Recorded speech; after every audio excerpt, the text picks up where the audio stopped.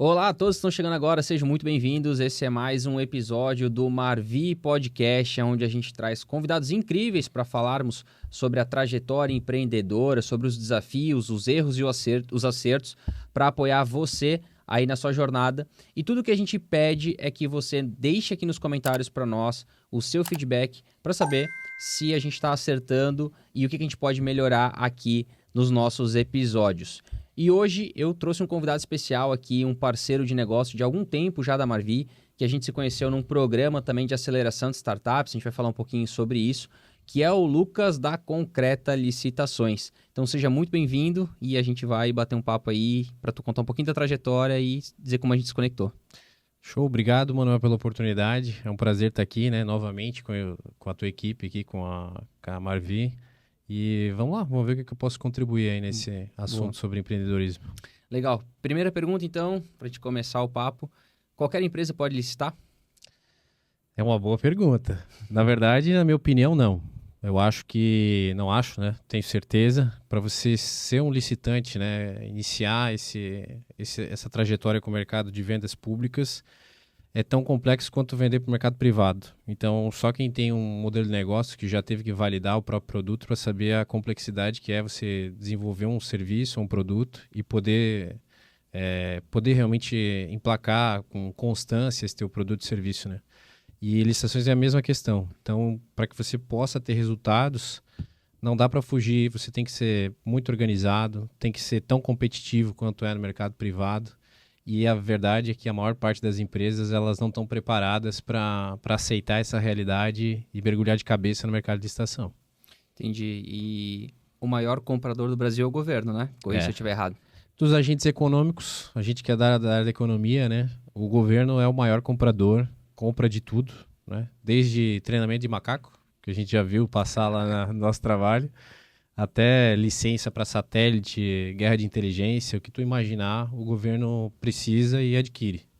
E as oportunidades são aí. O mercado hoje de licitação é majoritariamente digital, né? Que é um movimento de mercado hoje, né? Quase todo tipo de mercado ele foi para o digital e o governo não é diferente.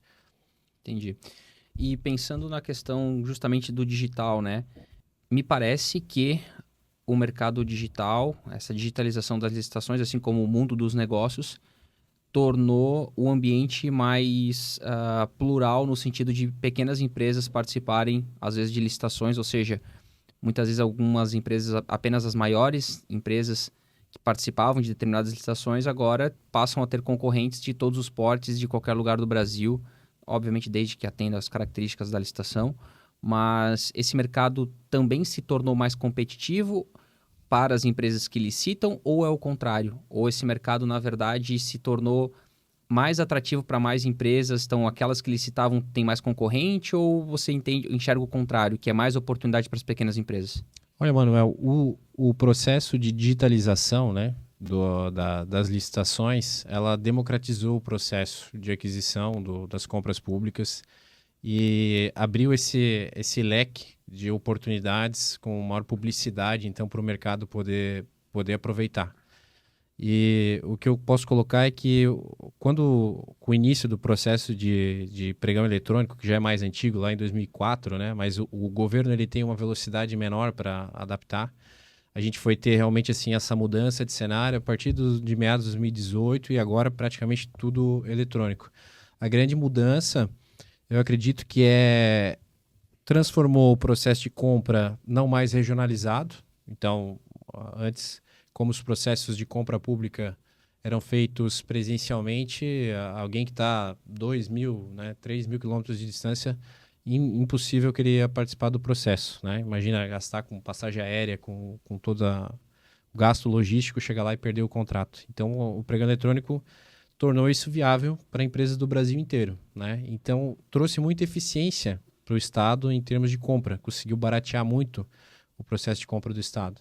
Isso traz também outros desafios, né? Então, é lógico que olhando da perspectiva do ente público, muitas vezes ele quer que o fornecedor seja regional por questões de distribuição de renda local, por questões também de facilidade para suporte ou substituição do componente, né? Tu sabes, né? Uhum. Consumo envolve todo esse pós-venda. Mas no todo, o pregão eletrônico trouxe maior transparência e democratizou o processo, né? O que antes você via num processo presencial, e eu já fiz muitos presenciais, encheu o saco de fazer processo presencial, né? Você chega lá dentro e você tem uma regra predisposta na lei geral. Entretanto, durante o processo, eles passam por cima da regra, interpretam os documentos da forma que for conveniente, e ficava muito complicado para o cara que era licitante e que não dominava tanto assim do jurídico, né, ou de documentação por si só, de às vezes ser trapaceado e perder o processo por uma má conduta da própria instituição de compra, né? Então, como o processo digitalizou, hoje o Tribunal de Contas, por exemplo, consegue monitorar todas as etapas, todo o rito licitatório digitalmente. E como o software, o código do software, ele vai ter um roteiro lá que ele precisa seguir, né? Um rito tradicional de licitação, ele sempre é igual e acaba trazendo mais confiança jurídica para o processo de licitação. Então, cara, foi a salvação do processo de licitação brasileiro, pelo menos a princípio. Dificultou para o governo fazer falcatrua? Dificultou, com certeza. Hoje eles tiveram que desenvolver outras estratégias, né?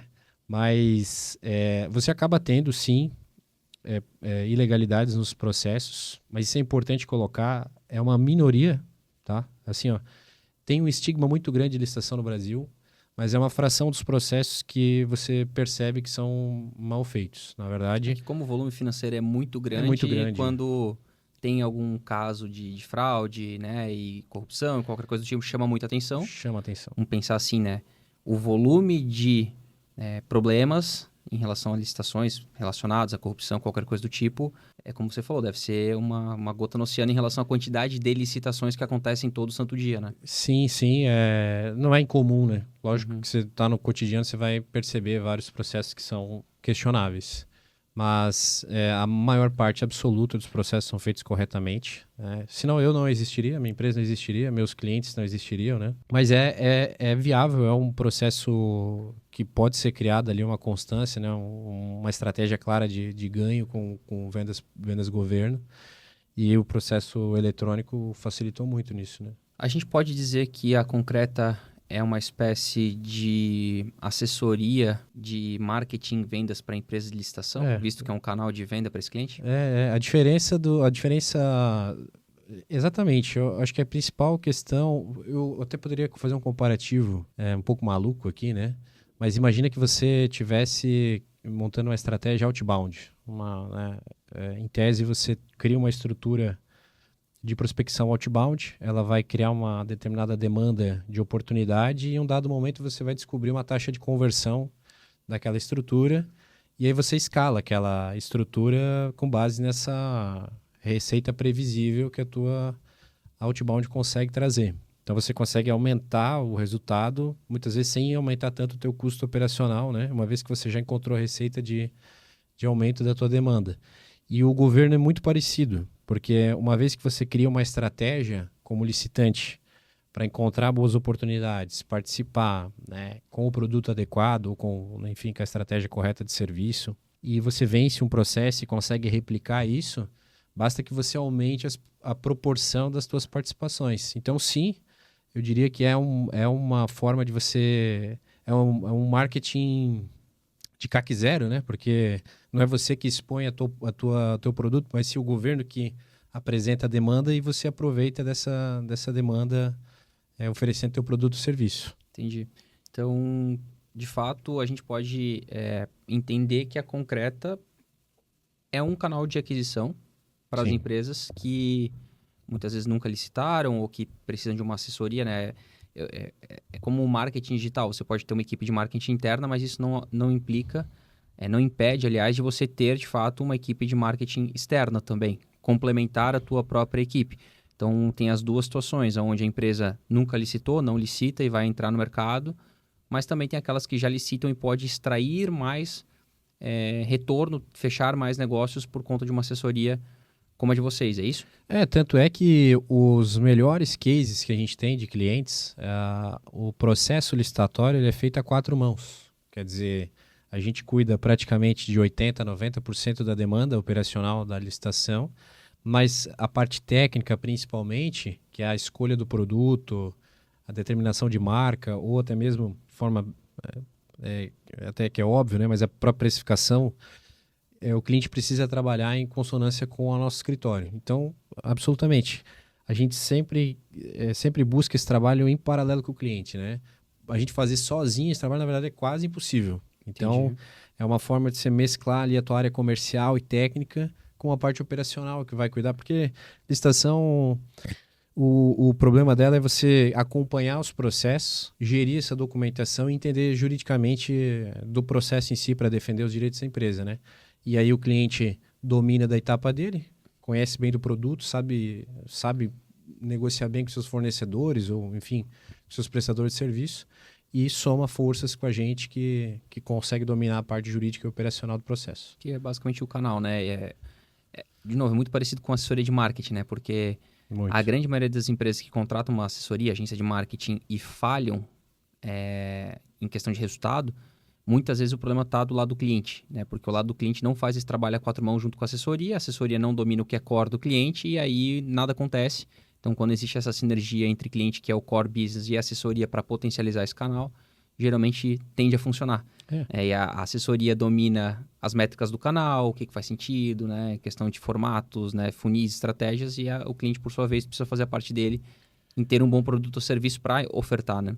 Tem que ornar com esse domínio do produto ou serviço. Senão, não funciona, né? Eu já tive uma experiência muito negativa de agência de marketing também, que foi até por pouca instrução, né? Depois que você se frustra, daí você entende o que faltou, né? Mas a verdade é que a agência de marketing, como a gente, ela precisa estar, assim, interligada até as entranhas ali com o que a gente faz, com o que o cliente faz, né? E a IA nessa história toda, né? Porque eu tenho percebido que uma das coisas muito mais complexas dentro de um negócio é a gestão de dados, análise de dados, né? E quando a gente fala de grandes volumes de dados e várias análises de mercado, imagino que a IA já está sendo muito disruptiva nesse mercado de licitação também, tanto pelo lado de auditoria das licitações do governo, de alguma forma, acompanhar efetivamente os editais, o que estão comprando, né, e tudo mais, e quem está participando, quanto também para o lado do cliente de monitorar essas oportunidades e ver o que faz, que tem mais probabilidade, eventualmente, de ele conseguir fechar negócio. Então, estou conjecturando aqui um cenário que eu imagino que esteja acontecendo, porque no fim do dia é sobre isso, sobre dados, análises e probabilidades, né? Faz sentido? É isso que está acontecendo também? Não, cirúrgico, né?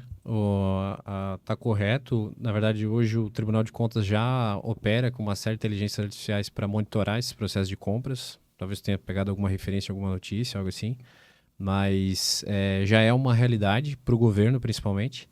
E na parte do licitante, é inevitável que no médio e longo prazo várias tarefas que hoje são feitas humanamente sejam substituídas, né?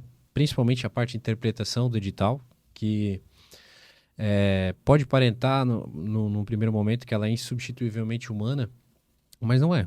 Na verdade, os editais eles têm um padrão documental lá e é isso que faz o meu negócio ser viável, porque realmente tem um padrão, né? Você tem uma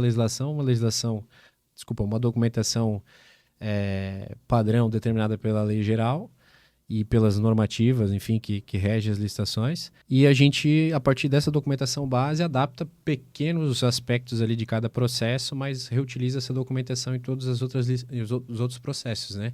Então, a inteligência artificial para licitações, inclusive a gente que está desenvolvendo tecnologia própria, né? E tem uma plataforma hoje de gestão dos processos, parte da nossa...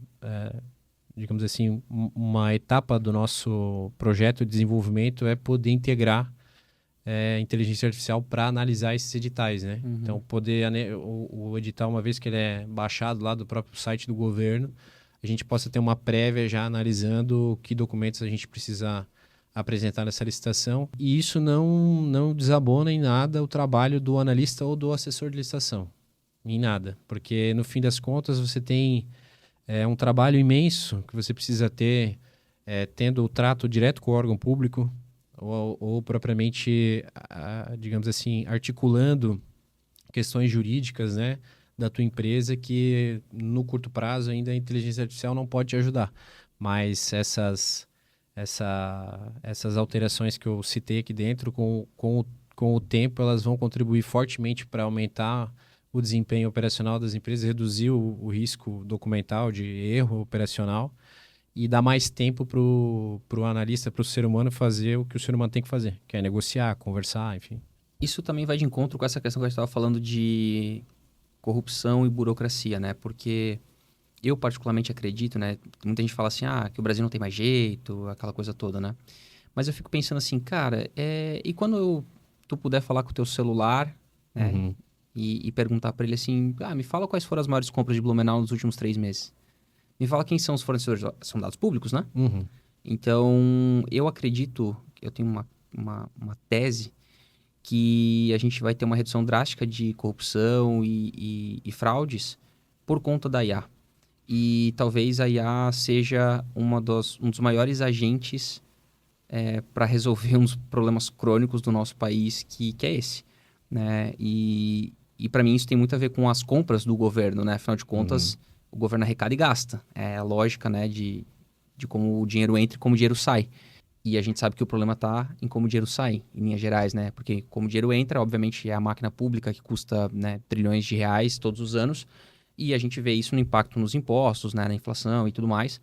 Mas olhando, é como uma empresa, né? A empresa precisa faturar para pagar seus custos, né? Então, ou seja, quanto mais eu gasto, inevitavelmente mais eu preciso arrecadar. Então, o lado da arrecadação também tem eventualmente a gente pode vir a ver no futuro uma redução de impostos, por mais que pode parecer loucura nesse primeiro momento, por conta de uma melhor gestão dos gastos públicos. Racionalizar os gastos públicos, né? Exato. E também, de alguma forma, auditar e apontar divergências, né? Tem um Instagram, que eu não vou lembrar o nome agora, que eles criaram um robozinho que ficava monitorando as compras do governo e achavam umas coisas, tipo assim, eu não sei se era gasto de parlamentar, não lembro exatamente o que era, mas era um dedo duro dessas situações, né, absurdas que acontecem no país.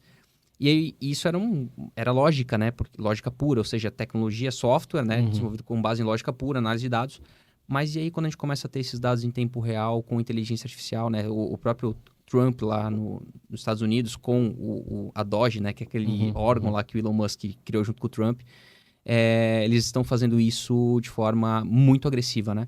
Que é avaliar os contratos do governo, as despesas do governo através de IA e identificar grandes gargalos relacionados a gastos que não fazem sentido, né? Inclusive encontraram um monte de funcionário fantasma, aquela coisa toda, mas muito por conta da capacidade de uso de inteligência artificial. Então, eu imagino que isso vai afetar muito também as licitações, né? De forma direta e indireta, mas também, em linhas gerais, as próprias linhas de receita e despesa do governo, né? Eu tenho plena convicção que a inteligência artificial ela vai contribuir nessa racionalização dos gastos públicos, né? Mas eu não subestimo a capacidade do Brasil, né, de ser Brasil. Então, a gente até pode ter um modelo inteligente, né, digamos assim, os tribunais de contas e poderem dispor de tecnologia de inteligência artificial para tornar as compras públicas mais monitoráveis ou, de certa forma, mais eficientes, né? Mas, por exemplo, tratando de corrupção, ainda assim a gente precisa que o judiciário tome as medidas corretas, né? Esse é outro capítulo do livro. Então, assim, hoje você já não é por falta de insumo que você consegue, por exemplo, processar um caso de corrupção, né? O que você tem é um problema sistêmico. Sim. De realmente não punir esses indivíduos, porque o establishment brasileiro ele é muito bem construído, não é um trabalho de amadores, né? Então, eu tenho certeza que a tecnologia contribui, mas eu sou um pouco conservador em relação ao Brasil, principalmente a combate à corrupção, assim. Eu quero crer que a gente tem mais gente boa do que gente ruim. Eu acho que o que eu paro para pensar é o seguinte, né? A geração, né, que está vindo agora, a nossa geração, não que as pessoas que têm um pouco mais de idade não estão utilizando IA e qualquer coisa do tipo, mas é aquela questão de nascer nascer em um mundo que a IA faz parte dela, assim como é a internet hoje, né? Então, a minha filha, né, também tem filhos, então sabe que eles nasceram já nesse ambiente de tecnologia, de internet, ou seja, isso faz parte da vida deles desde o dia 1. E a IA vai ser assim também no futuro. Então, o que eu vejo é, partindo do pressuposto que existem mais pessoas boas do que pessoas ruins, que pessoas boas também vão fazer parte do governo, e principalmente vão ter acesso à informação, porque eu acho que a indignação, de modo geral, da população, que acaba não acontecendo, é porque, em linhas gerais, ainda é muito difícil ter acesso às informações. Por mais, portal da transparência. Eu vou dar um exemplo bem idiota. Que no Centro de Inovação a gente recebe uma cifra todo mês da prefeitura. Uhum. Que é um negócio ridículo, assim, é 30 e poucos mil reais e eventualmente alguém vem fazer campanha política aqui no CIB. Uhum. Uma piada, né? Pra uma cidade que nem Blumenau. Aí eu fiquei pensando, poxa, mas o principal imposto do município é o ISS. ISS é imposto sobre serviço, tem um monte de empresa de tecnologia. Daí eu falei, cara, quer saber? Vou entrar no portal da transparência, agora nas últimas eleições, eu queria mandar uma mensagem pro vereador, que eu votei, e falar para ele assim, cara, dá uma olhada nisso aqui. A arrecadação de ISS das empresas de tecnologia, da cifra de tecnologia, né, da rúbrica, versus o repasse para o centro de inovação da cidade. Cara, eu não conseguia a porra do dado, cara.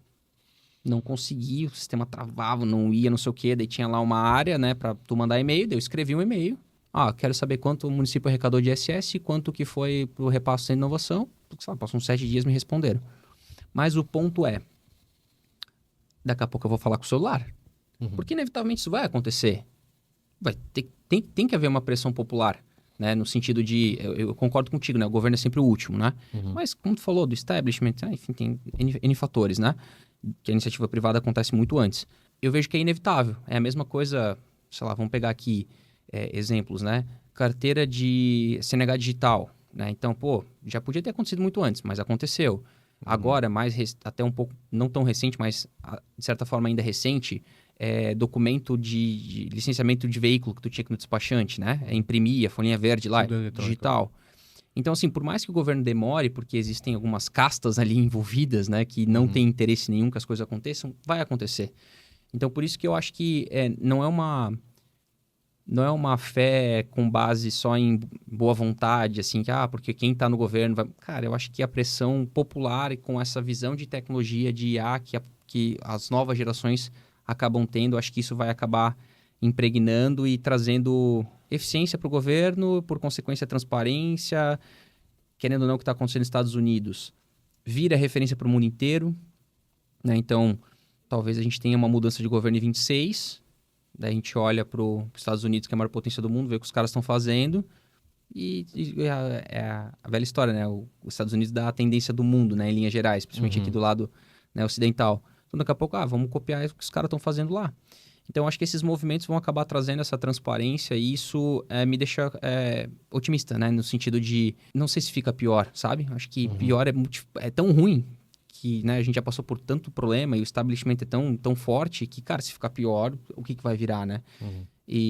Mas, enfim, cara, então fechando esse paralelo aqui, mais filosófico, eu acredito que se interfere muito, né? Então, essas mudanças, essa tecnologia nesse mercado que vocês estão envolvidos. E aí eu queria que tu contasse um pouquinho também sobre como que vocês estão preparando a empresa de vocês tecnologicamente para isso. Porque, assim como a Marvi, que a gente hoje utiliza a tecnologia como meio e não como fim, né? Então, a gente tem o nosso software para prestar o serviço de BPO financeiro, porque a gente também acredita nessa tese do service as a software, né? Então, eu presto um serviço e entrego ele via software. Eu queria que tu contasse um pouco como que funciona a tua operação hoje, né? O que vocês estão fazendo de tecnologia para fazer com que o serviço por trás da tecnologia seja mais eficiente? Nosso modelo de negócio é muito parecido, né? Pelo menos assim, num quadro geral, se a gente for analisar, é muito semelhante, só que com atividades distintas, né? Então, desde o princípio, a nossa proposta foi fazer essa intermediação entre a compra pública e o nosso cliente. E sempre houve um certo gap tecnológico assim, para a gente ter que desenvolver algumas aplicações, né, principalmente de organização de dados, atualização documental de forma automática. Até seguindo um conselho que tu colocou lá na época que a gente fez o Startup PC, né? Eu posterguei bastante, o que me ajudou, de fato. Hoje a gente foi para a parte de tecnologia por inviabilidade de manter numa plataforma terceira. Se eu pudesse não codar, eu talvez não estaria codando, né? Mas como a nossa demanda por por algumas aplicações, conforme a gente foi aumentando a nossa capacidade operacional, nossa demanda operacional, ficou inviável utilizar produtos prontos. Então, a gente entrou para a parte de desenvolvimento. E aí, hoje a gente tem uma plataforma que gere essas licitações, integrada já com outras ferramentas já mais estabelecidas no mercado. Porque hoje, para você localizar uma licitação pública, por mais que o governo publica, né, você tem um princípio da publicidade, tem que lançar num portal, cada órgão, eventualmente, tem um portal próprio. Então, você tem 1.000, 2.000, 3.000 portais no Brasil inteiro publicando licitação diariamente para cada entidade. Então, existem hoje já tecnologias que sintetizam essas buscas, né, esse interesse, de acordo com a tua atividade econômica. E a nossa ferramenta, então, em nenhum momento a gente quis resolver algo que já é muito bem resolvido no mercado. Então, a gente deixa essa briga para quem já está fazendo bem feito, né? Mas a gente, então, integrou com essas ferramentas que localizam licitações para que, sistemicamente, meu cliente, então, ele localizou, ele tem interesse, ele sistemicamente seleciona ela e a nossa plataforma possa gerir datas e, principalmente, atualização documental e o relacionamento com o analista. Então, hoje, o meu cliente favorito é lá uma oportunidade que ele recebe de qualquer lugar do Brasil. Isso cai sistemicamente para o analista, que é o seu responsável, né? Que é o cara que atende ele diariamente. E, sistemicamente, ele já tem acesso a toda a documentação, o edital, o termo de referência e já começa a analisar o processo para o cliente. Cada etapa que é feita da licitação, né? Separação documental, cadastro de proposta, disputa, o analista vai lançando isso por dentro da plataforma e o meu cliente tem acesso e consegue consultar isso sem que haja a necessidade de fazer um meet, uma ligação e ficar questionando isso por WhatsApp. Então, a gente somou uma espécie de CRM, né? A gente transformou num CRM para gerir essas operações, que vai lá, cria um conglomerado de informações de data de disputa, o órgão, né? O produto a ser fornecido, junto à parte de atualização dos documentos. Então, muitos documentos, né? Uma boa parte deles são atualizados em sites públicos. Então, sei lá, cartão CNPJ é um deles, né? Então, hoje a ferramenta ela faz essa atualização automática para a gente evitar o problema, às vezes, de chegar perto da licitação e tu depender de atualizar esse documento no site do governo federal, o site está fora, tu vai perder prazo da licitação. Então, a ferramenta fica gradativamente, ali, ciclicamente, atualizando e mantendo o dossiê documental do cliente atualizado. Bem como também documentos que o próprio cliente precisa ele mesmo atualizar, a ferramenta então cria notificações ali para que elas possam ser atualizadas a tempo das licitações, né? Além disso, a gente integrou algumas ferramentas de comunicação, então para deixar registros de cada processo, né? Para poder articular com o próprio analista a parte de precificação. E a mesma filosofia que tu citastes aqui no início da tua fala, que é somar a tecnologia a um processo de serviço tradicional, né? Então a gente não necessariamente quis o serviço como um fim, né? Mas como uma ferramenta que complementa, o software como um fim, né? Mas uma ferramenta que complementa esse nosso serviço e torna a incidência de risco de erro menor e aumenta a produtividade dessas participações. Então, no quadro geral, hoje é o que a gente tem desenvolvido. Aí, assim, tratando de futuro, a gente está tratando de IA para interpretação dos editais, né? E alguns documentos que são específicos de cada licitação que a gente consiga criar eles automaticamente. Essa já está em desenvolvimento, né? Mas é mais médio prazo. Legal. E pergunta, a gente sabe que um dos principais documentos aí de licitação são as CNDs, né? Uhum. Os clientes são enrolados ou mandam tudo certinho? Tu tens contabilidade, tu sabe que é complicado, né? Cara, assim, o Brasil,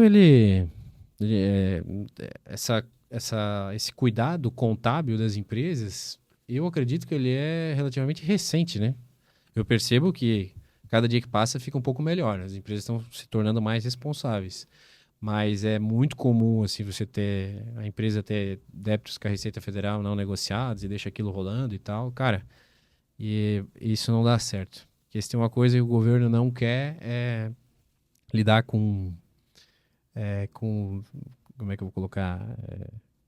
Devedor da Receita Federal, quem deve imposto, né? Sim. E para ele tá tudo certo, né? Se você ir para uma fronteira do Paraguai, você vai ver que o governo não tá nem aí para traficante, assassino, essas coisas, ele não tá nem aí. Agora, sonegador de imposto e gente que está, né, inadimplente com a Receita Federal, cara, aí o governo, ele quer realmente a grana dele, né? E é muito comum você ter empresas hoje que não regularizam, mantém isso aí em aberto. E o nosso trabalho é direcionar o cliente, né? Ir ajustando e tal. Mas aí, por exemplo, se um cliente tem muitas pendências relacionadas a essa parte contábil, imagino que isso interfere até no teu próprio processo de vendas, né? Nossa, a gente demorou muito tempo para adaptar o formato de venda, né? Então, hoje, para poder fechar o contrato, a gente faz toda uma análise documental, se vai ser viável colocar ele para dentro e tal.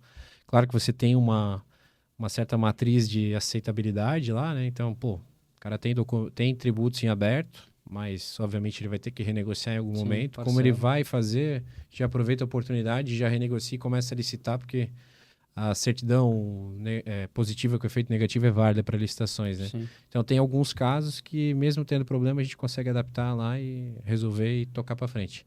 Mas tem outros que não dá. Tipo, balanço negativo, que o cara não declara a receita dele, para o governo não tem como licitar sem... Ah, mas isso não acontece. Não acontece pouco, né? Boa. Qual foi a licitação mais curiosa que tu já viu? Já falou uma, né? Fala outra agora. Cara, a gente... recentemente, né? A gente já tem um cliente até canadense, na verdade. Eles trabalham com software. Na verdade, eles têm uma estrutura de satélites, alguma coisa nesse sentido. Eu vou colocar aqui de uma forma muito rasa, porque não sou eu que atendo esse cliente, né? Não atendo ninguém, na verdade. Mas eu consigo ver de fora, assim, o trabalho feito com eles lá. Os caras trabalham com uma parte de licença de acesso a dados de satélite, né? E eles trabalham com guerra de inteligência, cara. Caraca. E isso é muito legal. Muito legal. A gente fez alguns processos, já venceu alguns processos no Brasil para essa empresa. Estão fornecendo tecnologia de fora para cá. A gente já atendeu esses clientes do Canadá para os Estados Unidos, para licitação nos Estados Unidos, em um portal de compras americano. E mais recentemente a gente teve um processo também desse de guerra de inteligência, um serviço muito parecido, que era um pouco maior, esse nosso cliente não dava conta de operar, e ele indicou um parceiro, esse outro parceiro que é espanhol, aí operou com a gente também venceu aqui para o Brasil.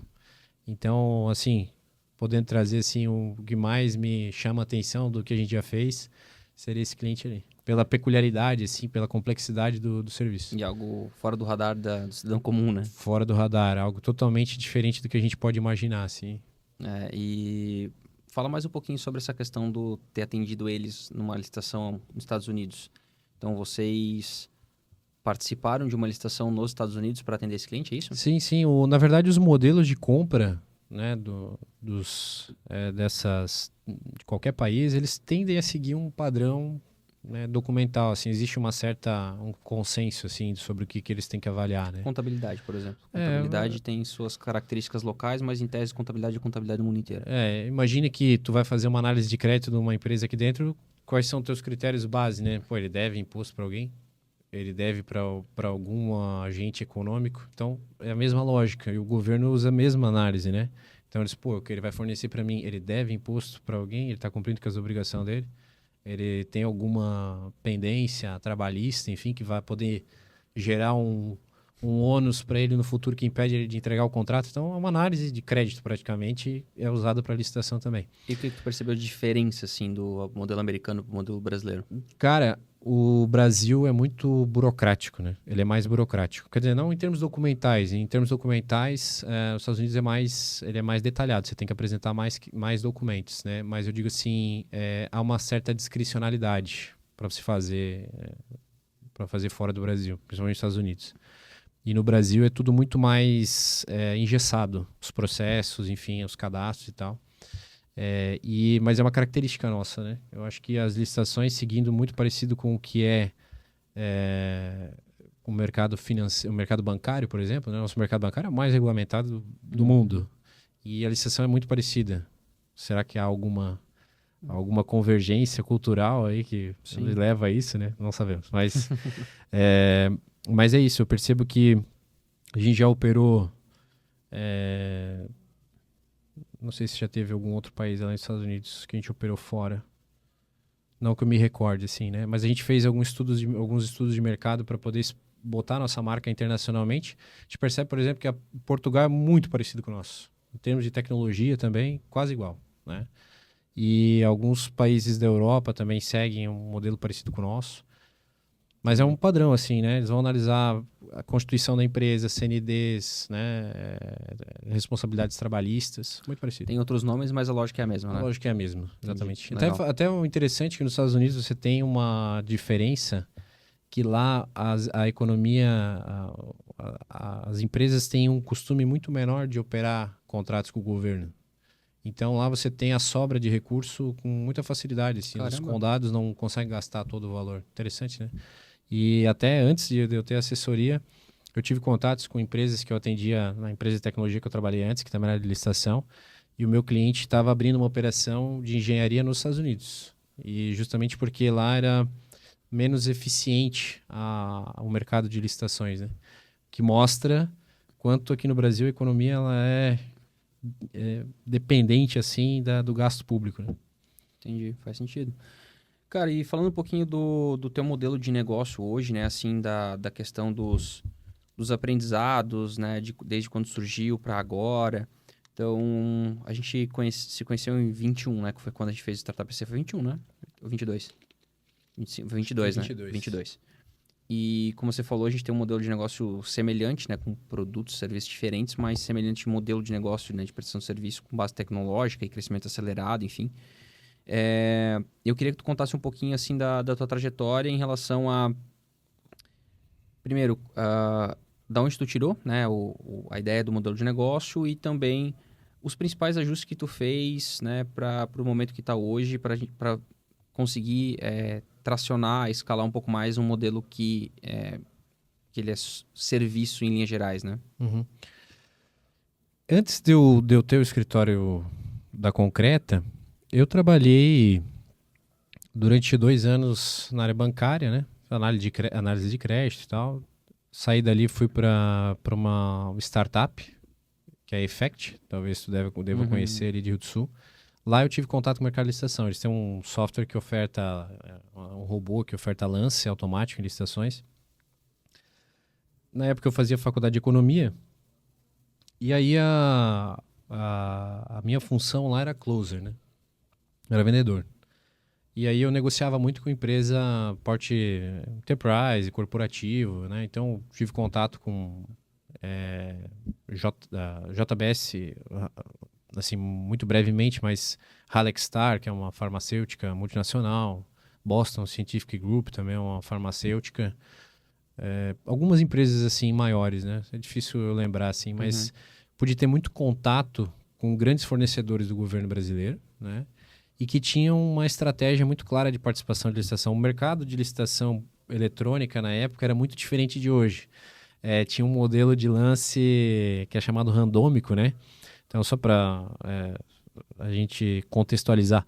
Hoje você entra no processo de licitação e cada lance para o primeiro colocado dá um lance, 2 minutos, se ninguém deu lance, esse cara ganha. Esse é o modelo aberto, sendo muito assim, breve para explicar como funciona.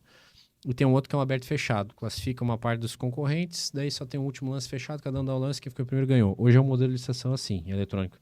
Antigamente era randômico. Olha a maluquice. Eu vou te explicar, tu vai achar que é loucura, mas assim, ó. Você tinha uma regra que era assim, todos os licitantes entravam para a fase randômica de lance, em que tu ficava dando lances consecutivos, né? E entre um período de 1 segundo e 30 minutos, em algum momento, aquele pregão ia acabar, randomicamente. Ou seja, tu não sabia quando ia acabar. Ninguém sabia quando ia acabar. Então, vencia quem? Quem que tinha maior probabilidade de ganhar? Quem tinha maior tempo em primeiro colocado tendia a ter maior chance de ganhar, né? Então, imagina que o governo precificava R$900 um determinado produto, né? O cliente entrava com 900, que era o máximo que o governo ia pagar, mas o mínimo dele era 700. E quanto mais rápido ele ia dando lance lá de 1 centavo para ficar na frente, né? Daí a pouco ele baixava R$10 e em um dado momento, ali 5 minutos da disputa, ele vencia o processo. Aí ele ganhava. Então, os caras ganhavam processos licitatórios com uma margem gigantesca naquela época lá. Isso aí acabou, o governo economiza muito mais dinheiro, né? Então, naquela época lá, eu acompanhava essas estratégias dessas empresas e realmente envolvia toda uma estratégia de velocidade de lance, né? De processamento de dado da máquina para ser mais rápido no lance. Equipe para poder fazer essa estratégia toda rodar. E aí aprendi muita coisa com essas empresas ali, né? E ao mesmo tempo eu acompanhava daí as assessorias que eu vendia contrato para assessoria, né? E eu percebi que o mercado de assessoria e licitação era muito, como é que eu vou te dizer assim, muito quadrado, né? Quer dizer, o cara era assessor, sabia fazer o processo, mas ele nem contratava o software, ele fazia o cliente dele contratar, daí com o acesso do cliente ele ia lá, pegava, então ele não se comprometia com nada, ele só queria ficar com a comissão dele. Tô me afastando de novo do microfone.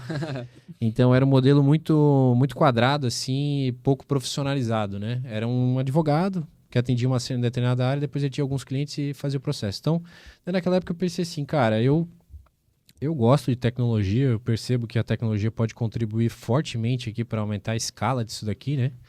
E eu nunca vendi um contrato de assessoria e licitação para uma assessoria que tem mais de 5 clientes. E eu vendia muito contrato de assessoria. E eu via que, cara, tinha muita assessoria no Brasil inteiro, mas ninguém tinha mais que 5 clientes. Entendi. E eu estava no maior fornecedor de software de automação de lance do Brasil, né? Não tinha como alguém ter mais acesso a dado daquele mercado que eu. Aí eu cheguei pro diretor, o Everton, lá, e falei, daí um dia eu cheguei para ele e falei assim, a gente tinha um relacionamento muito próximo, assim, a gente sempre foi muito amigo. Daí eu falei, Everton, o que tu acha, assim, por que essas assessorias não tem mais clientes, assim? Eles não dão conta, cara, não escala. Assessoria é uma bosta. É dificílimo de tu fazer escalar. Aí... Deixa pra mim. Aí eu fiquei com aquilo na cabeça, né? Eu pensei, porra, como é que esse cara não escala, cara? Aí fiquei matutando, pensando nisso, né? Eu pensei, cara, é claro que ele não vai escalar, né? Os caras não... Mal usa tecnologia, se o cliente dele não pagar R$1.000 a mais por uma tecnologia, ele nem bota a tecnologia, não funciona. E aí eu tinha uma matéria de economia lá, que era projetos empresariais, talvez tu tivesse também na tua faculdade. E aí tinha que fazer um projeto de uma empresa lá, né? Aí eu pensei, eu vou fazer isso daqui para ver como é que é, o pau vai pegar. Aí montei o projeto, fiz lá análise SWOT, né? Sabe aquela estrutura toda que tu faz. E depois tu toma um soco na cara do mercado, que tu percebe que é tudo muito mais difícil. Aí montei o projeto da empresa, meu professor olhou assim e falou assim, Lucas, esse teu projeto aí parece legal, acho que tu deveria fazer. E eu não sabia nada de licitação na época, nunca tinha feito uma licitação na vida. Mas eu sempre fui muito grato, assim, muito próximo de quem contribuiu comigo, quem foi parceiro. Então eu tinha um assessor de licitação que eu vendia um contrato para ele, que era muito meu amigo. Durante a semana a gente trocava ideias sobre investimento em bolsa de valores e tal, o Luiz. E daí eu cheguei pro Luiz e falei assim, Luiz, eu vou pedir demissão aqui na Effect e vou montar uma assessoria, tu vai me ensinar? Não?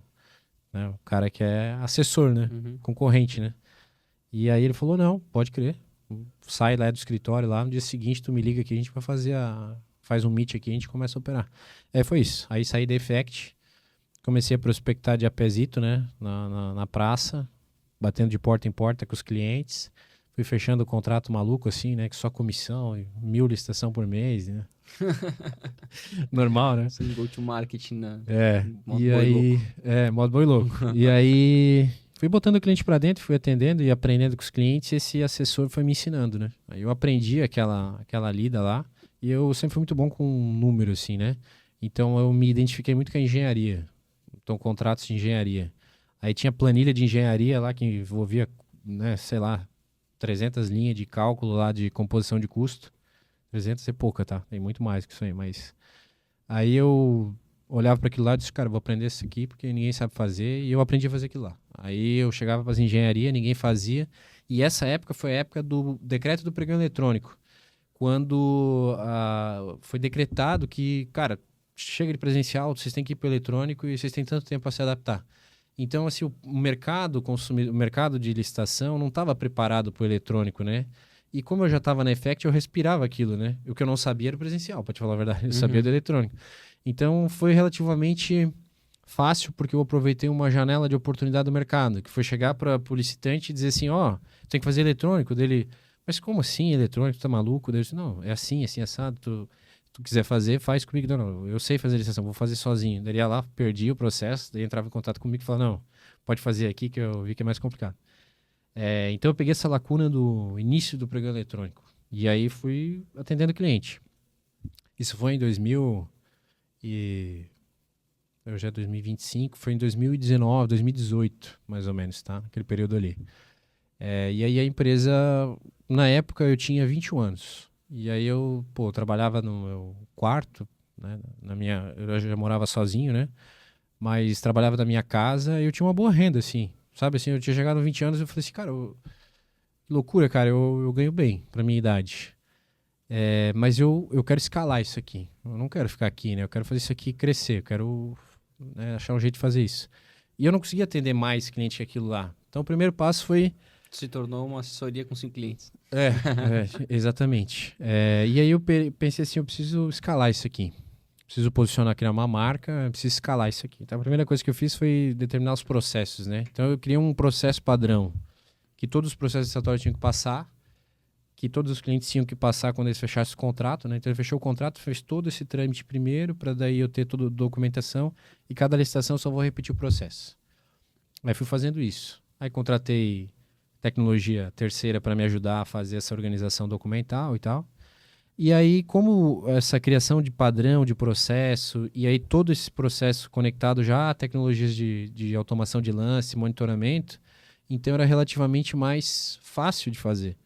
Aí eu trouxe um sócio, esse sócio contribuiu na empresa, depois de um tempo não ornou mais a nossa relação, ele acabou saindo, e a empresa foi crescendo. Então, ali chegando em 2022, praticamente assim, a gente saiu de, sei lá, 30 mil por mês de receita em 2022, chegou ao final de 2022 com 150 pau, sabe assim? Então, foi brutal, assim, o crescimento da empresa, né? E aí, cara, acompanhar isso ali com contratar gente, a empresa foi crescendo, foi crescendo. 2023, aí, aumentei um monte a equipe lá, né? Botei 25 pessoas dentro do escritório para operar lá. Aí cometi alguns erros de marketing, erros graves, assim, né?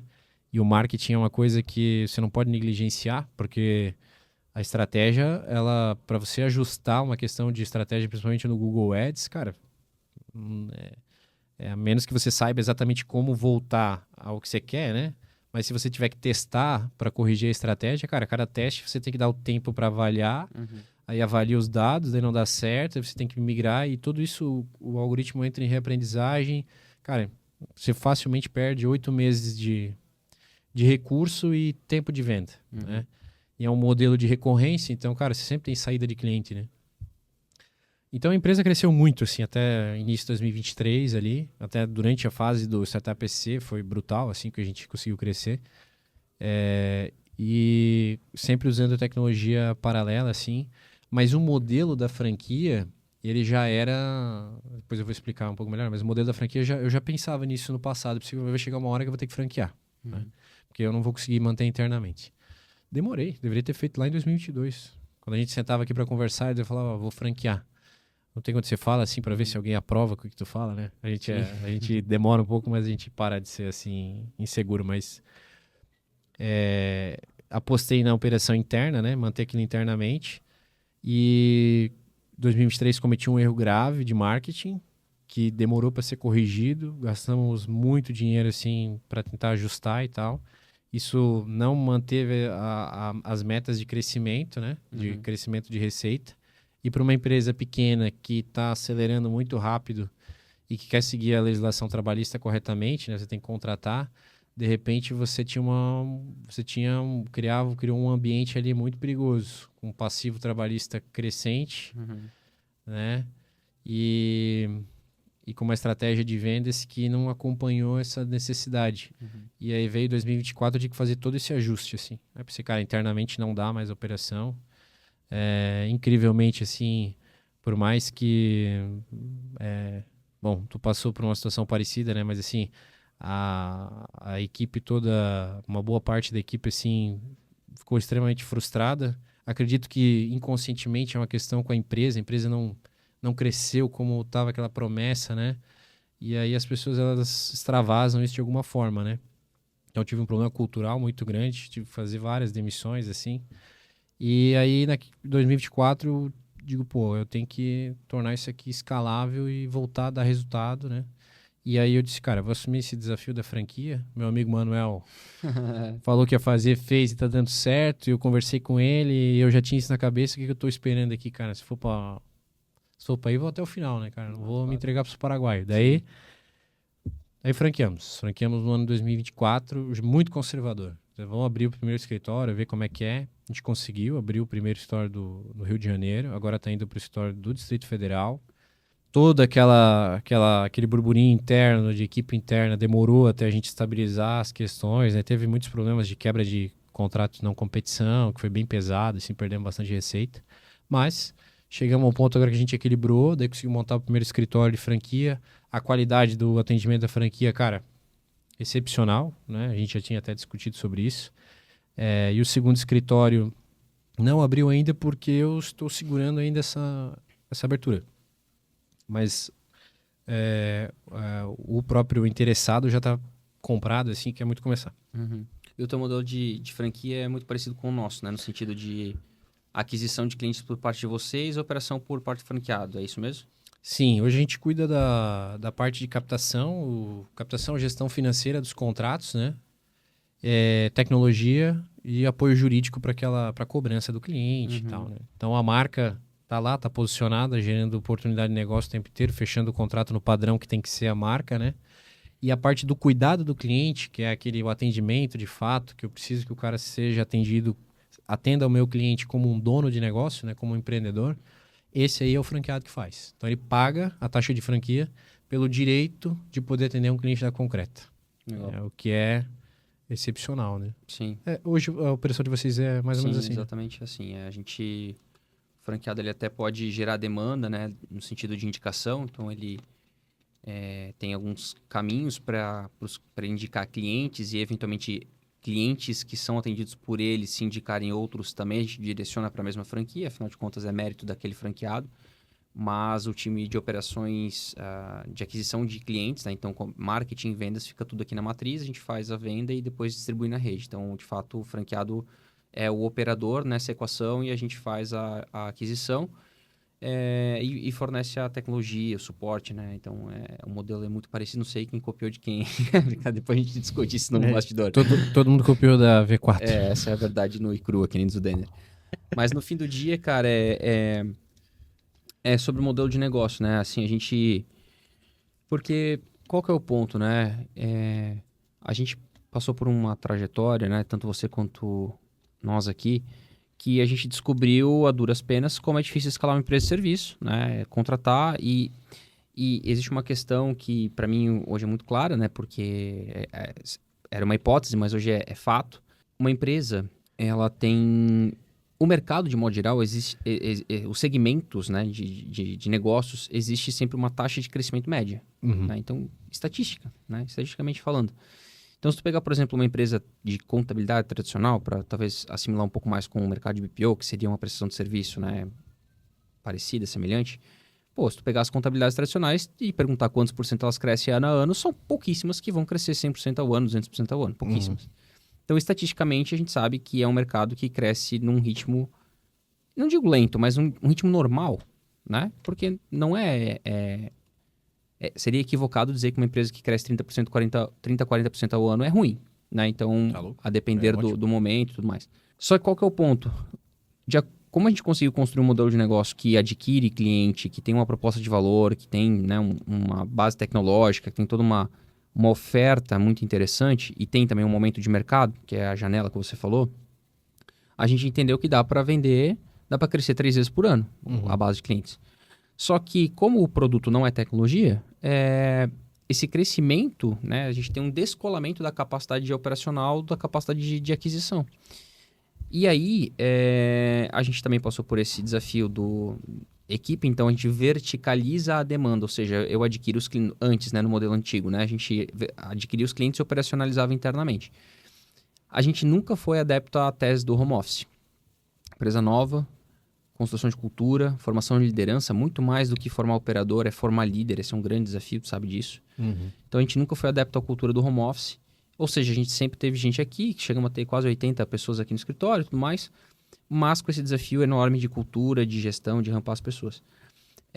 Então, o que a gente entendeu? Não, eu até posso adquirir clientes muito acima da média de mercado, mas eu preciso fazer com que os meus operadores, que são as minhas franquias, elas cresçam a um ritmo médio de mercado.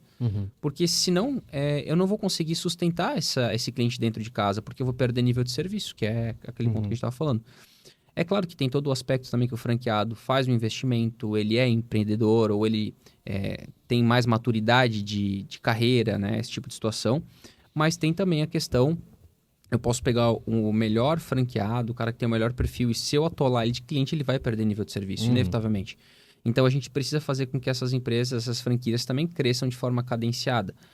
E o legal é que a gente consegue fazer que uma franquia da Marvi, ela cresça muito acima da média de uma empresa de BPO, onde o próprio dono faz tudo, né? Então, porque é lógico que quando tu está operando o teu próprio negócio, tu tem todas as áreas de negócio, né? Então, tu tem a área operacional, que empresa de serviço, em linhas gerais, é porque tu sabe fazer alguma coisa bem feita, tu começa a oferecer para os outros e aí tu cria-se uma empresa, mas ao mesmo tempo começam a surgir as obrigações de marketing, de vendas, de gestão dos clientes, de contratos, de cobrança financeira.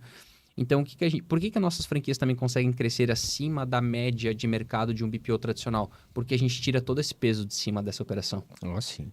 A operação ela é fluida, ou seja, clientes padronizados, software padronizado, processo padronizado, e tu consegue empilhar mais clientes, até o processo de onboarding, no nosso caso, é feito pela matriz aqui. Então, o nosso franqueado recebe o cliente chave na mão, né? Tá aqui, banco conciliado, integrado, sistema, tudo pronto. Tu dá play aí no projeto e tu não precisa nem parar para fazer onboarding de cliente, porque a gente faz por aqui. Então, isso faz com que eu consiga fazer uma franquia dobrar de tamanho todo ano também. E isso é muito legal, né? Porque eu consigo ter um payback muito interessante, eu tenho uma operação menos estressada, né? Porque ele não está lidando com vários problemas que a gente tem que lidar aqui internamente. Então, esse modelo fez muito sentido para nós e imagino que também esteja fazendo com esse teste que vocês estão fazendo lá, mas que vá fazer muito também no longo prazo, né? Então, cada vez mais, né? Hoje, o franqueado de vocês, ele continua recebendo clientes? Continua. Ou vocês têm uma meta de receita e mantém aquela meta lá? Não, ele continua recebendo clientes. A questão é que ele precisa ter mais operadores, né? Então... Então se ele aumentar a equipe dele, vocês mandam mais. Exato. Então, as franquias, elas têm um teto operacional com base na quantidade de operadores. A gente tem uma garantia contratual de um valor de receita mínimo em até 12 meses, para garantir payback dele também. Mas fica a critério do franqueado essa expansão. Isso é legal também, porque a gente sabe que empreender também é sobre apetite ao risco. Né? Então, se eu tenho um franqueado que tem mais apetite ao risco e ele contrata mais pessoas, ele monta escritório, como é o caso de alguns que a gente tem, ele aumenta esse teto operacional e, por consequência, ele consegue crescer mais. Mas tem outros franqueados que optam por ficar sozinhos e chegar ali em um determinado valor. A gente agora, inclusive, está instruindo todos os franqueados a terem pelo menos 2 pessoas na operação por questão de backup. E também, obviamente, aumenta o teto, aumenta a capacidade de renda. Mas seria o ideal ter pelo menos 2 pessoas nessa operação. Só que, aí de novo, né? Então, eu vou ter as franquias, como é o próprio modelo da V4, né? Que eles têm os top 10 franqueados que faturam, é o tal do Pareto, né? 20% das franquias faturam 80% da rede, né? Porque a gente sabe que também tem a ver com apetite ao risco e capacidade de gestão do próprio franqueado, né? Que imagino que seja algo parecido com vocês lá também. O risco, ele é essencial para você ter uma qualidade de atendimento, né? Tu sabe porque quando tu é empreendedor, tu tá começando a operação e é o teu recurso na jogada lá, cara, isso muda totalmente, né? Eu acho que o modelo de franquia traz essa mescla interessante de dar certa segurança da marca com o franqueado, mas também sim o risco, né? O risco de aquela operação desse franqueado, da perda da receita ser principalmente a receita do franqueado, né? Então ele é saudável na medida certa para que a gente consiga ter uma boa qualidade de atendimento, né? Mas é muito recente, a gente está sendo bem conservador, a gente quer botar só 4 escritórios agora em 2025 para entender bem como é que são os modelos e tal, entender o que a gente tem que ajustar. Esse primeiro escritório eu já aprendi um monte de coisa, já sei várias questões que a gente tem que ajustar. A gente deve estar na versão 17 da COF do Mundo de Franquia. Pois é. Então, esse é o ponto, né? Então, eu acredito que eu até seja bem mais conservador do que tu, né, mano? A gente já se conhece lá desde do Startup SC, mas, a meu ver, o modelo de franquia, ele traz essa capacidade de escala operacional. A minha impressão, assim, não sei como é que é a tua, né? Mas, assim, do franqueado é que ele parece ser sócio. Mas é meu sócio. A gente chama de sócio franqueado, inclusive. Porque o diálogo é muito muito profissional. Exato. Incrível, muito diferente assim, né? Interesse genuíno no cliente, então, pô, muito legal.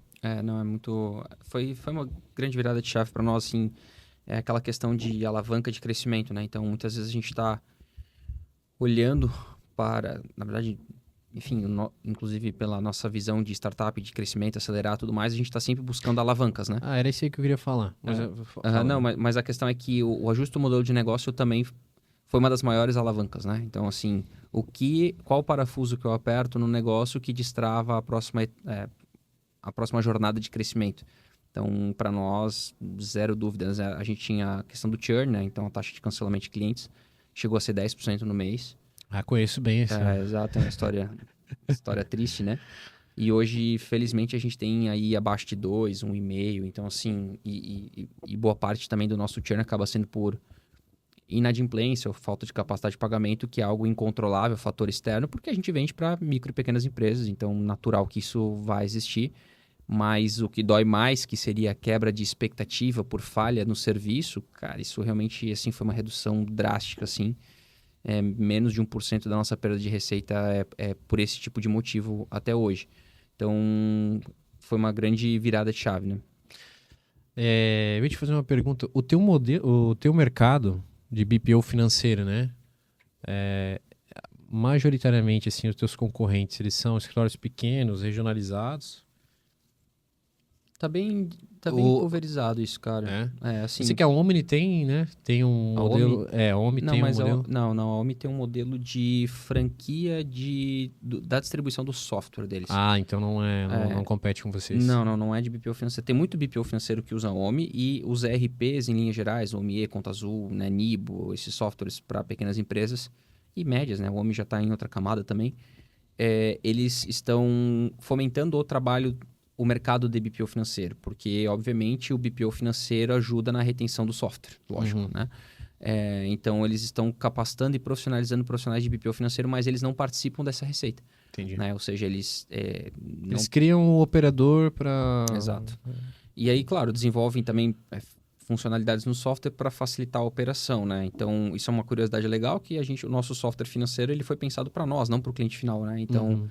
É óbvio que o cliente final tem acesso a ele, tem acesso a todos os dados, mas como quem opera somos nós, então as funcionalidades do software elas são pensadas para ganhar eficiência no BPO, como pensado exclusivamente para o BPO operar ele. Né? Então a gente até tem ele no formato SaaS, dá para contratar no site e tudo mais, mas não nosso não foco, é o propósito. Passa muito longe de ser, né? Mas existe. Mas respondendo a tua pergunta da questão dos concorrentes, a gente tem muitos profissionais autônomos entrando nesse mercado. Então, pessoas aí que, principalmente pós-pandemia, aí, entenderam que é possível de fazer remoto e tudo mais. A gente tem os escritórios de contabilidade, né, entrando nesse mercado também, porque, obviamente, quando o financeiro está mais organizado, a contabilidade fica muito mais fácil de fazer. E, além disso, é uma linha de receita também, né, para os escritórios de contabilidade. De concorrente, a gente tem um concorrente que é franquia, mas o modelo dele é praticamente o inverso, é uma franquia que vende, não que opera. Né? Então, assim, então não compete, na verdade. Então, compete porque também faz BPO, mas eles vendem a franquia, na verdade, as pessoas estão pagando para ser vendedores dele, né? Sim, eu já vi uns modelos parecidos assim. No fim do dia é isso, né? E a gente sabe que a dor de serviço é operação, não é venda, né? Para quem sabe fazer. Mas o mercado, ou seja, ele é bem pulverizado, só que ele é muito embrionário ainda, né? É um mercado que, para ter uma ideia, ano passado, de todas as vendas que a gente fez, 3% a gente deslocou concorrente. Os outros 97% são clientes que faziam financeiro sozinho, financeiro interno, ou o próprio dono. 50% dos clientes que a gente vendeu no ano passado, 70% dos clientes que a gente vendeu no ano passado usavam Excel para controlar o financeiro. Então, tem gente que fala assim, vocês estão concorrendo com Conta Azul. Muito longe de concorrer com Conta Azul, muito longe de concorrer, inclusive com os próprios escritórios de contabilidade, então a grande maioria não tem. Então, é um mercado bem, bem embrionário ainda, né? Por isso também que é uma grande oportunidade, né? Para a questão de crescimento acelerado e tudo mais. É isso que eu ia te colocar, porque o que eu percebo, assim, do teu mercado, ele é parecido conosco, assim, em vários aspectos, né? Então, digamos assim, quem que concorre, né? Pelo menos da tua fala, deu para tirar isso, assim. majoritariamente são profissionais autônomos ali que operam regionalmente, mas eles não estão posicionados em marca no Google e tal. E o meu também. A maior parte do meu concorrente é um advogado, ele atende regionalmente e tal, mas a marca dele não está posicionada no Google. E eu acho que esse é um dos fatores que também foi importante para a aceleração de ambas as empresas, porque quando você se posiciona então como marca, e eu quero uma abrangência nacional, eu tenho um projeto nacional de negócio, né? Eu quero dominar esse mercado, você acaba criando oportunidade de negócio para manter uma taxa de crescimento mais elevada. Aí tu falou taxa de cancelamento 10%, né? Como que muda o teu negócio quando você tem uma taxa de crescimento de receita a 10% e tu está empatando por causa do teu churn a 10% e agora tu está indo a 1,5%, 2%, né? Cara, Não, você está entregando 8% de crescimento ao mês, significa dobrar de tamanho em um ano e pouquinho, né? Então, cara, e quem é que entrega 10% de crescimento? Cara, é raríssima a empresa que vai conseguir entregar isso aí tudo de receita. Então, é um detalhe... Sendo serviço. É um detalhe que eu acho que só vivenciando ali esse modelo de negócio para entender que, né, pelo menos a impressão para mim foi assim, eu olhava assim, aquele volume de venda, assim, porra, eu estou posicionado aqui, eu tenho 66% do mercado nacional dos meus termos no Google, quase todo mundo passa por aqui para negociar comigo, eu fecho ótimos contratos e eu cresço 10%, 12%, 15% de receita ao mês. E perco 10%. É um detalhe, cara. É um detalhe. Eu preciso corrigir esse detalhe. Eu preciso só corrigir esse detalhe. Eu preciso reter. Fica com aquela pressão, parecendo que tu tem que vender mais para tampar o buraco, né? Só que tu falou um negócio que aqui aconteceu também, que é a questão da cultura e tudo mais.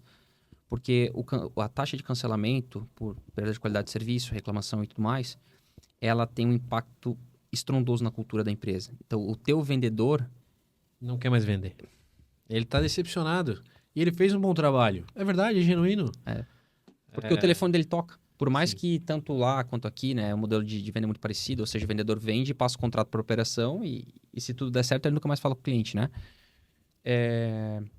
Quando o telefone dele começa a apitar todo dia, pô, tu me vendeu, não sei o que, não tá acontecendo, cara, que é o lance da motivação, né? O cara começa a murchar. Então, ter ajustado a retenção faz com que a gente venda mais por tabela. É uma loucura, assim. O vendedor, ele se sente mais confiante para vender. Mas não e equipe de vendas... e equipe de vendas frustrada, meu amigo. Não vai entregar nada, né? E o curioso também, cara, é que a gente, né, reduziu drasticamente a taxa de churn ali, mas hoje a gente tem o logo churn, né, que é a perda de clientes, e o revenue churn, né? Uhum. Então, hoje a nossa receita de expansão de receita... A expansão da nossa receita pelo CS, né, feita ali por cross-sell e upsell, é maior do que a perda de receita do churn, do logo churn. Nossa. Então, se eu adquiro hoje, por exemplo... Só com a base tu já... Exato. Se eu adquiro 20 mil no CS, eu perco 15 no revenue de quem está saindo efetivamente, eu consigo cobrir e pagar isso. Então, basicamente, o comercial empilha receita nova todo mês. Então, também é um indicador muito legal, porque a expansão de receita também tem a ver com a qualidade, né? Então, o cliente se dispõe a contratar... Se ele quer pagar mais, certamente. Exato, um outro produto. Mas, cara, aproveitando o gancho também, né? Já que a gente acabou recentemente também fechando o negócio com vocês, como que está sendo para vocês, de fato, o atendimento da Marvi? O que mudou lá? O que te ajudou a destravar lá na empresa? Cara, a minha experiência... Eu já fui cliente de vocês no modelo anterior, né? Bom, agora a gente tem a prova real, então, do que a gente está falando. Posso dar um depoimento muito, assim, bastante completo, né? Da minha experiência. Então, eu tive um atendimento com vocês na época, antes do modelo de franquia. E a principal diferença que é crucial, que é o que voga, eu acho, para o teu modelo de negócio, até para o meu também, é que não se trata assim de não errar. Não se trata disso, né? Entendeu? Até se o cara... Se eu sou cliente, eu contrato um serviço operado por um ser humano e eu me proponho a cobrar o cara como se ele não fosse passível de erro, cara, eu sou um idiota. Eu sou um idiota completo. Entende? Então, a questão do erro, ele vai acontecer. Isso é um fato. Se vai passar por alguma operação humana, qualquer serviço você vai ter erro. A grande diferença que eu acredito que o modelo de franquia de vocês trouxe, que é a minha experiência hoje, é que ele pode acontecer, né? Mas primeiro que ele é muito menor pelo franqueado que é dono do negócio. E segundo que o franqueado ele é genuinamente interessado em resolver o problema. Então eu vou te trazer até um caso prático, né? Até tive uma conversa com o Madison agora recentemente. A gente precisava fazer um alinhamento lá para ele me mandar os pagamentos antecipados, né? Um acordo nosso, né? Me manda com alguns dias de antecedência porque Sim. tem dia que eu tô o dia inteiro andando de carro. Ontem eu fiquei o dia inteiro viajando, não consegui parar para aprovar pagamento. Aí acaba passando o vencimento e gera multa, né? Cara, acontece. Eu também poderia ter sido mais claro antes, em ter dito, cara, precisa ser feito antecipadamente, mas aconteceu. Cara, não sei fazer nada, né? A gente trocou ideia, falei sobre a questão, o próprio Madison já foi lá, já ligou para o meu fornecedor, pediu para eles atualizarem o boleto sem juros, veio tudo de novo para eu fazer pagamento sem juros nenhum. E é claro que isso é um saco, mas eu sou o cliente dele, né? Eu sou o cliente do escritório dele, né, cara? Não é uma questão terceira. Ah, o outro lá vai perder, mas eu não tô perdendo nada. Não, digamos assim, é a competência dele que está em jogo. Quer dizer, pô, como é que eu vou deixar o meu cliente, né, por causa de uma questão dessa? Talvez eu não tenha 100% da responsabilidade, porque ele também podia ter sido mais claro comigo. Mas eu sou responsável, cara, por esse atendimento. Eu preciso resolver o BO do cara. E aí, esse caso prático, por exemplo, foi lá, conseguiu relançar tudo sem juros, para mim foi uma mão na roda, né? E é essa característica genuína de se interessar pelo cliente, entendeu? De realmente olhar e dizer assim, não, aconteceu, não, mas deixa pra mim, eu vou resolver, vou buscar aqui dentro e vou criar um processo novo na nossa rotina de trabalho para a gente não ter mais esse problema, né? Coisa que muitas vezes você vai ter operação interna e você tem que fazer 1000 reunião geral lá com todo mundo para poder desenhar a correção de cada problema, entendeu? Esse caso prático ia chegar um e-mail para mim falando, por favor, agendar o reembolso dos juros e a multa pro concreto. Né? E não chega porque o cara resolve, né? Não chega para ti, exatamente. E o cara que ele tava atendendo lá... Eu não acho que é uma questão de ética, entendeu? Eu não acho que é uma questão de ética, porque o cara que é CLT, ele é antiético. Não é isso.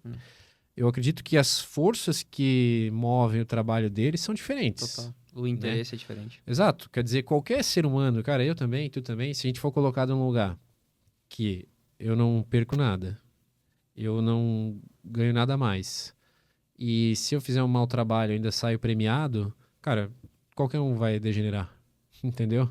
Então, eu tenho uma opinião muito clara sobre isso, né? O nosso modelo trabalhista no Brasil, ele degenera qualquer um, cara. Entendeu?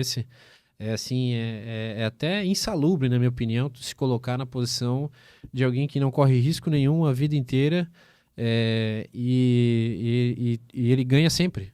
É a falsa sensação da segurança ou da estabilidade que na verdade não existe. Né? É psicologicamente insalubre, na minha opinião. Porque o mundo não é assim, né? Não é assim, né? E as melhores empresas, elas têm que ficar o tempo todo encontrando uma forma de premiar os bons e muitas vezes correndo risco por esse prêmio, né? Encontrando caminhos que são, no mínimo, áreas cinzentas, assim, para conseguir criar algum tipo de estímulo adicional, né? Então é bem complexo no tema. E que é dificílimo viabilizar, né? Como tu falou, tu sempre tá correndo risco, né? Tu nunca consegue premiar um indivíduo pela competência dele individual. É uma coisa dificílima. Exato. Tu tem que pagar um encargo gigantesco para tu poder pagar diferente, né? A gente tem uma tara, assim, nossa legislação trabalhista tem uma tara por transformar todo mundo como se fosse a mesma coisa. E não é verdade. Tem profissional muito competente. Tem profissional incompetente. Tem profissional que ele vale o dobro dos outros, dos demais. E, cara, eu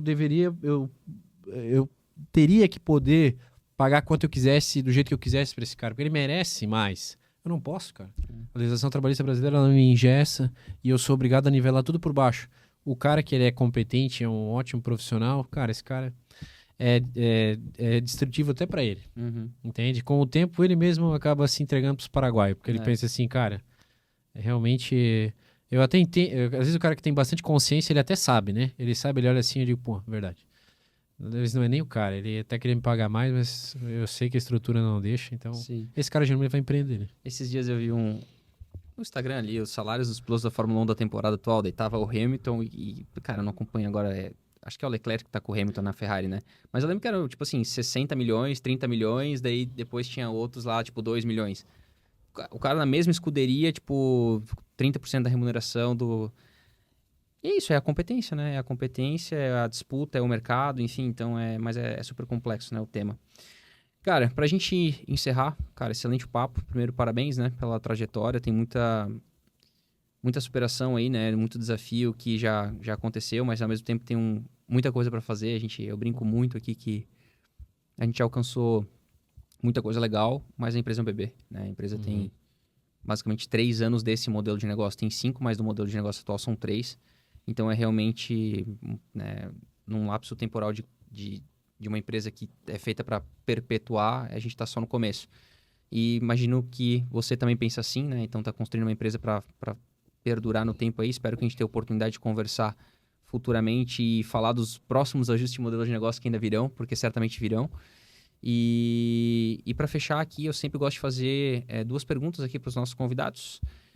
Uma delas é a seguinte: qual que foi a melhor decisão e a pior decisão que tu já tomou no teu negócio?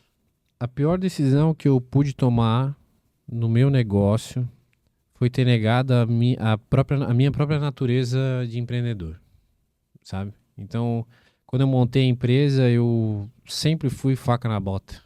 Eu sou da área de vendas, né? E eu não aceitava ficar por menor que primeiro colocado do setor. Então, meu negócio era vender, né? E eu não tinha... às vezes eu tinha que pegar folga porque eu era obrigado, né? E eu não tava nem aí, eu não declarava lá que eu tava trabalhando, eu trabalhava em casa, não falava pra ninguém. Então, meu negócio era resultado, né? Performance. E num dado momento, eu acabei mudando o meu comportamento e o que eu aceitava na cultura da minha empresa para um modelo mais humanizado, entendesse? Sabe assim, então o mercado, sabe assim, aquela coisa woke, entendeu? Foi a maior merda que eu fiz dentro da minha empresa, foi tirar o cliente do centro e ter concentrado um monte de esforço para olhar para minha equipe. Assim, não quer dizer que eu não vou olhar para minha equipe, eu acho que é importante e muito importante você beneficiar aquele que te entrega muito resultado. Mas a minha empresa foi fundada olhando para o interesse do cliente. E num dado momento, por uma questão de, assim, cara, numa tendência, né? Tu deve ter vivenciado isso. Eu me desvirtuei do meu próprio pensamento. Foi a pior coisa que eu fiz. Porque chegou num dado momento, cara, eu não pisava mais no escritório a semana inteira. Não entrava mais no meu negócio, na minha empresa, eu não tinha vontade de ir lá. E por mais que tu entregasse aquele ambiente que tu pode fazer tudo e tal, mais ódio a empresa desenvolvia pela marca, pela direção, entendeu? Então, quanto mais frouxo era, pior era a percepção deles, pior era o resultado, né? E eu me desvirtuei. E aí voltei, né? E a melhor decisão foi ter voltado a ser essa natureza que eu tinha. Então, eu queria assumir o risco de ir para o modelo de franquia, fiz. Fiz investimentos pesados na parte de software, fiz. Tomei risco de novo. E aí, claro, tomei risco, recuperei receita, a coisa voltou para o lugar, vendi o primeiro escritório. E aí eu me senti de novo no lugar que eu gosto de estar, que é correndo risco e tomando decisão difícil, né? E eu acho que, não sei se eu fui muito longo na resposta, Não, mas cara, é certamente isso, ter fugido da minha natureza e depois ter voltado. A ausência de liderança que forma o caos. Não tem vácuo de poder, né? Não existe vácuo de poder. Alguém tem que mandar, cara. Exato. E esse negócio de democratizar a empresa, esse não funciona. Eu já tentei fazer, tá? Quer dizer, assim, eu acredito fortemente, você tem uma estrutura, uma empresa gigante, grande e tal, com uma geração de receita absurda, que consegue compor uma equipe de conselho e tal. Beleza. Mas isso é governança, isso não é democracia. Mas você ainda tem a possibilidade de você criar uma estrutura dessa que você senta lá com 5 gerentes e aí você discute com os 5 gerentes. Só que a gente está falando de uma capacidade financeira da empresa de manter uns caras de mercado muito bem preparados, né? Agora, cara, então uma empresa de médio porte, EPP, cara, faturar, sei lá, 6, 7 milhões ao ano, tu não é grande, né, cara? Não é grande. Bicho, quem manda é tu, velho. É o dono do CNPJ, que quem vai levar na espinha se der errado é tu, e, cara, ninguém vai fazer tomar a decisão mais correta do que tu. Só que, e não é só questão de decisão correta também, é também, lógico, por conta da tua referência do negócio, mas é a questão também de formar novos líderes, porque ninguém segue líder fraco.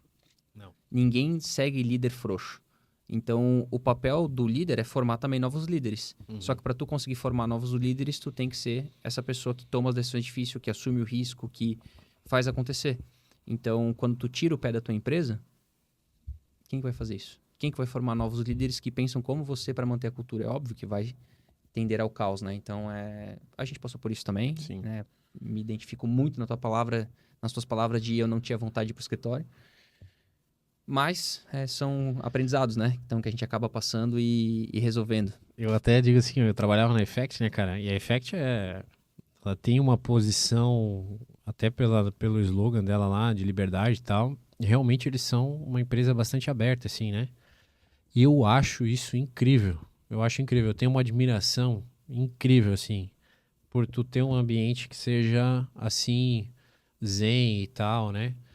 Eu descobri, talvez porque é uma limitação minha, eu aceito isso, não tem problema. Eu não sou assim. Uhum. E no meu negócio não vai ser assim. Eu gosto de performance, eu gosto de resultado. O cliente está no centro. Eu odeio terceirização de responsabilidade. E, cara, não tem meia conversa assim. Cara, ali é trabalho. Por dentro do escritório é trabalho. O cliente tem que ser atendido, a coisa tem que ser feita, a meta tem que ser batida. E o pau pega. Isso. Entendeu? Quem paga a conta é o cliente. Né? Exatamente. E para fechar agora, efetivamente, se tu pudesse dar um conselho para você mesmo com 18 anos aí, começando a tua carreira, né? Então, indo aí para o mundo também dos negócios, para quem empreende cedo, mas saindo da adolescência e entrando na fase adulta, assim, qual conselho seria? Cara, eu diria para mim, para que eu pudesse ler mais, ter estudado mais. Assim, não eu digo em termos acadêmicos, né, faculdade e tal, mas mais sobre negócios, sobre empreendedorismo, né? Eu percebi que conforme a empresa foi se desenvolvendo, quanto demandava aprender coisa nova sobre negócio e tal. E o que mais contribuiu para mim nessa fase foi ter acesso à literatura de negócio, né? E se eu tivesse no começo da empresa lá uma base maior, assim, mais experiência com isso, eu acho que teria sido muito melhor, assim, mais fácil, né? Ter buscado mais sobre empreendedorismo, sobre Quem que negócio. É um autor que tu recomenda? Eu gosto muito do livro do... Primeiro assim, né, cara? O Geração de Valor. Agora fugiu o nome dele. Flávio Augusto. Flávio Augusto. Eu li no ensino médio, eu comecei a ler aquela trilogia dele lá, fiquei maluco. Eu empreendi por conta do GV1. Eu também. Li aquele livro lá, daí aparecia o cara tirando a caixa da cabeça, nunca me esqueço, né? E depois eu diria que é o do Guilherme Benchimol, que é aquele do Na Raça, que é excelente também, que está muito atrelado a modelo de expansão, né? Eu achei aquilo ali incrível. Sim, claro.